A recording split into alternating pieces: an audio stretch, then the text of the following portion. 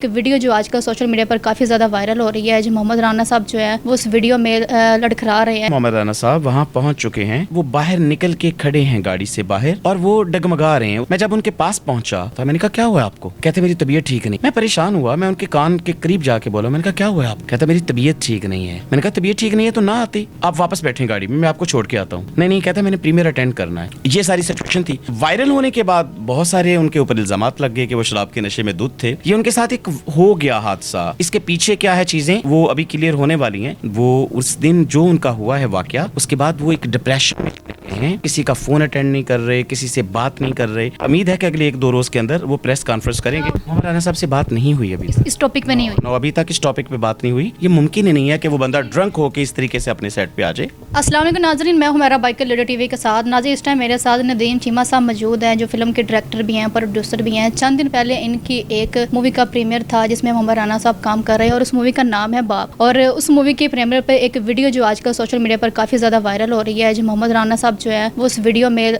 लड़खड़ा रहे हैं और नदीम चीमा साहब जो है वो उनको पकड़ते हैं। हम इनसे बात करते हैं, इनसे पूछते हैं कि आखिर क्या हुआ है उनको। अस्सलाम वालेकुम सर। वालेकुम सलाम सर कैसे हैं आप? अल्लाह का एहसान, बहुत शुक्रिया लीडर टीवी का, आप तशरीफ़ लाए।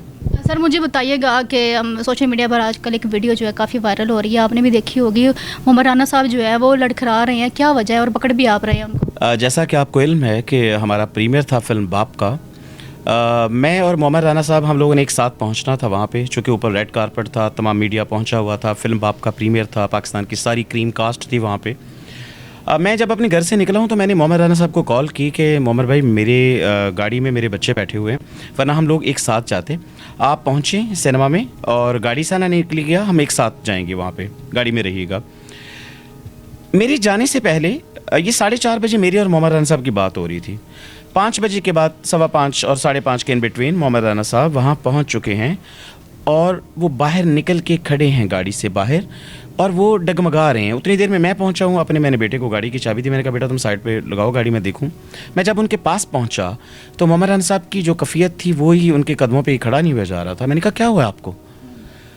कहते मेरी तबीयत ठीक नहीं है। मैंने कहा ये जो हम वीडियो देख रहे हैं उससे पहले भी मतलब आपकी बाहर मुलाकात हुई है जिसमें आपने ये सवाल किया? उससे पहले मैं आपको बताया कि जब निकलने से पहले घर से, चूँकि मोहम्मद राना साहब माल रोड पे रहते हैं, अपर माल पे, और जेल रोड के ऊपर क्यू सिनेमा है, तो इनका 5-7 मिनट का सारा ड्राइविंग का है डिस्टेंस। मैंने इनको चलने से पहले 4:30 बजे कॉल करके बोला कि आप वहाँ पहुँचिएगा और मैं पहुँचता हूँ और एक साथ निकलेंगे गाड़ियों से बाहर और एक साथ रेड कारपेट पे जाएंगे।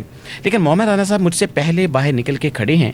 जब मैं बाहर निकल के उनके पास पहुंचा तो वो डिगमगा रहे हैं, उनके कदम ना लड़खड़ा रहे हैं। मैं परेशान हुआ, मैं उनके कान के करीब जाके बोला, मैंने कहा क्या हुआ आपको? कहता मेरी तबीयत ठीक नहीं है। मैंने कहा तबीयत ठीक नहीं है तो ना आती, आप वापस बैठे गाड़ी में, मैं आपको छोड़ के आता हूँ। नहीं कहता मैंने प्रीमियर अटेंड करना है। ये सारी सिचुएशन थी।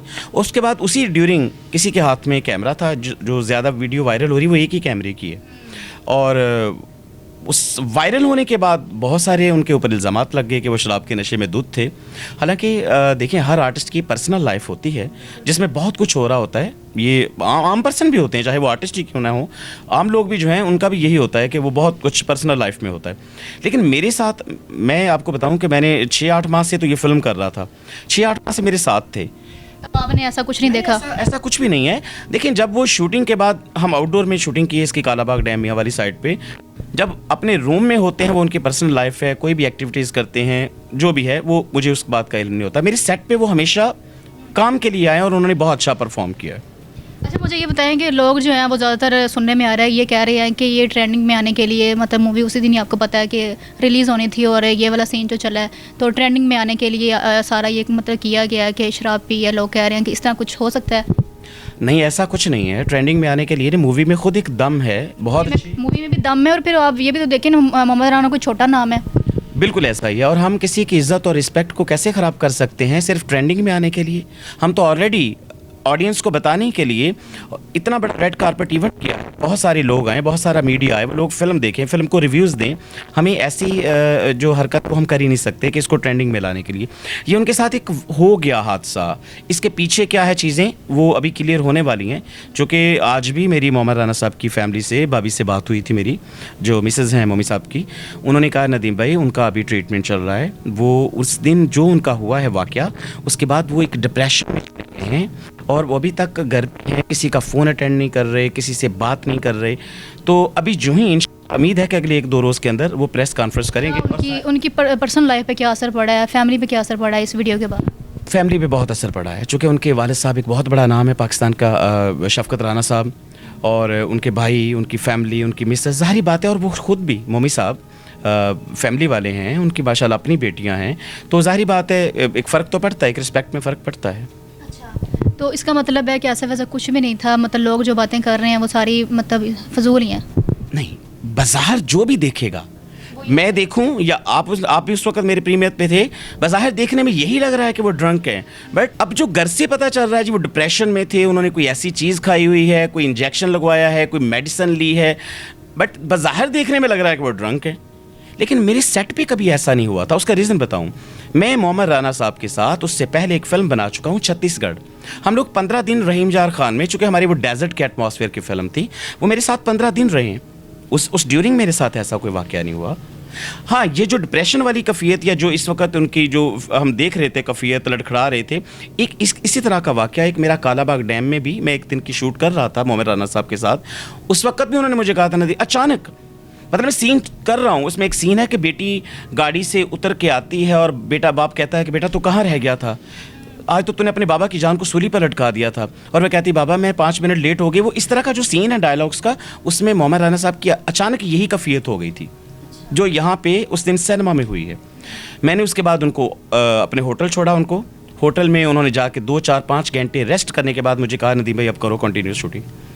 तो ये वाक़या इस तरह का एक दिन पहले भी हो चुका है। मोहम्मद राना साहब से आपकी बात हुई इस बारे में, वो क्या कहते हैं? मोहम्मद राना साहब से बात नहीं हुई अभी तक, इस टॉपिक पे नहीं हुई? अभी तक इस टॉपिक पे बात नहीं हुई। उनकी फैमिली से बात हो रही है। मोहम्मद राना साहब के भाई हैं नवीद राना साहब, उनसे बात हो रही है, भाभी हैं, उनसे मिसेस जो है। आपने जारी बात है, आपने मूवी बनाई, इतना टाइम उनके साथ गुजारा है, आपको पता है कि उस टाइम मूवी के दौरान ऐसा वैसा कुछ भी नहीं हुआ। तो उस दिन एक आपको पता है कितना बड़ा काम था, मूवी रिलीज़ होनी थी, इतने लोग आए हुए थे, इतनी दुनिया देख रही थी, इतना मीडिया वहाँ पे मौजूद था। अगर वो पी कर भी आते तो वो ऐसा मुमकिन ही नहीं है। नहीं है, कैसी हरकत वो कर सकते हैं? देखिए 4:30 बजे तक वो बंदा ठीक है और वहाँ पे आए हैं तो कैसे कर सकते हैं? एक बंदा जो कि फिल्म के अंदर बाप और बेटी का जो रिश्ता दिखाया गया है, एक ऐसा खूबसूरत फिल्म को प्रेजेंट करने के लिए, दुनिया को दिखाने के लिए, बताने के लिए आए हैं। आप वाली ये बात, ये मुमकिन ही नहीं है कि वो बंदा ड्रंक होकर इस तरीके से अपने सेट पे आ जाए। अच्छा, मुझे ये बताएं कि क्या असर पड़ा है इस वीडियो के, मतलब वायरल होने के बाद मूवी पे क्या असर पड़ा है? देखें, असर पड़ता है। हर आर्टिस्ट जो होता है ना, अपने चाहने वालों का एक आइडियल होता है, उसका महबूब होता है। लोग उसके लिए जाते हैं कि यार मैंने अपने इस आर्टिस्ट की फिल्म, जब वो देखते हैं कि यार एक तरफ इसकी पर्सनल लाइफ ये है और फिल्म के अंदर जो किरदार कर रहा है वो एक बाप का कर रहा है, एक ऐसा मैसेज दे रहा है दुनिया को कि बड़ा ही मोहब्बत का, बाप और बेटी की बॉन्डिंग और मोहब्बत का, और पर्सनल लाइफ में खुद ये गिरा हुआ है, तो वो फ़र्क पड़ता है। मेरी फिल्म डैमेज हुई है इस चीज़ से, डैमेज हुई है फिल्म इस चीज़ से। यस, फैमिलीज़ ने, मैं खुद अपनी आंखों से, मैं एक सिनेमा हॉल में खड़ा था, मैं चूँकि तमाम सिनेमाज़ में जाके फ़िल्म के रिव्यूज़ ले रहा हूँ, लोगों से कमेंट्स पूछ रहा हूँ फ़िल्म के हवाले से कि आपको कैसी लगी, तो एक बुकिंग में, एक सिनेमा की बुकिंग में कुछ फैमिलीज़ ने ये बात कहते हुए रद्द किया कि इस फिल्म को नहीं देखना, इवन के वर्ड बोल दिया कि मैं नहीं बोलना चाहता। पड़ता है, डैमेज होता है, इस तरह से होता है डैमेज आपके। वैसे ऐसे होना नहीं चाहिए कि अगर मतलब मूवी का नाम भी बाप है और इतनी अच्छी मूवी मैंने खुद देखी है, मुझे पता है, तो लोग अगर, और फेक वीडियो है, मतलब ऐसा वैसा कुछ आप बता रहे हैं, ऐसा वैसा कुछ भी नहीं है, तो लोग इस तरह की बातें कर रहे हैं और मूवी पे असर पड़ रहा है। करूँ उससे पहले हम लोगों ने ट्रेलर की लॉन्चिंग की है, ट्रेलर की लॉन्चिंग पे भी मोहम्मद राना साहब आए हैं, मीडिया के साथ बात की है, दुनिया के पिक्चर्स बनी हैं, सेल्फीज़ बनी हैं। अच्छा, उससे पहले 2 दिन पहले मेरा और मोहम्मद राना साहब का एक वीडियो क्लिप जारी हुआ है जिसमें हम लोग फिल्म की रिलीजिंग के हवाले से लोगों को बता रहे हैं कि 24 जनवरी को हमारी फिल्म आ रही है, उसमें भी वो होके बैठे हुए हैं। ये जो यहाँ आने के दौरान घर से 4:30 से लेके 5, 5:15 के इन बिटवीन क्या हुआ है, उन्होंने कुछ लिया है, पिया है, खाया है, क्या हुआ है, इस वाक़यात की जो तहकीकात है वो अभी तक हो रही है। जो बंदा अपने काम से इश्क कितना करता हो, क्या वो बंदा अपने प्रीमियर पे ऐसी हरकत करेगा आके?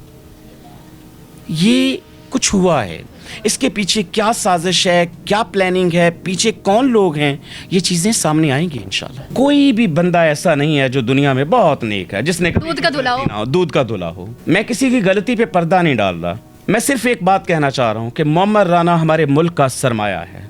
मोहम्मद राना एक लेजेंड आर्टिस्ट है। उसके पीछे हुआ क्या है, इस गलती को, उससे ऐसी ये गलती हुई क्यों है, इससे दरगुजर करना है आपने। बैड कम्प्लीमेंट मत कीजिए, उसको गलत उसका रिएक्शन मत लीजिए, उसकी लाइफ ना बिगड़ जाए। वो बंदा डिप्रेशन में जा चुका है, सिर्फ ये जो पब्लिक के ऑडियंस के जो गलत नेगेटिव कमेंट्स आ रहे हैं वो बंदा इस वक्त डिस्टर्ब है। सिर्फ यही एक पैगाम देना चाहूँगा कि इस दुनिया में कोई भी ऐसा नहीं है कि जिसने कभी कुछ ना किया हो। नाज़रीन, मैं लास्ट पे क्या कहूँ, जो भी कहना था नदीम चीमा साहब ने सब कुछ कह दिया। लास्ट पे जाते जाते मैं भी ये कहूँगी कि नाज़रीन, कोई भी दूध का दूल्हा नहीं होता, तो इसलिए लोगों की सुनी सुनी बातों पे यकीन ना करें, और जो नज़र आ रहा होता है ज़रूरी नहीं कि वैसा ही हो। बाकी सब कुछ आपके सामने है। हमारी कोशिश है कि आप लोगों को बताना कि ऐसा कुछ भी नहीं है। मुझे इजाज़त दे, मिलते अगले प्रोग्राम में, तब तक के लिए अल्लाह हाफ़िज़।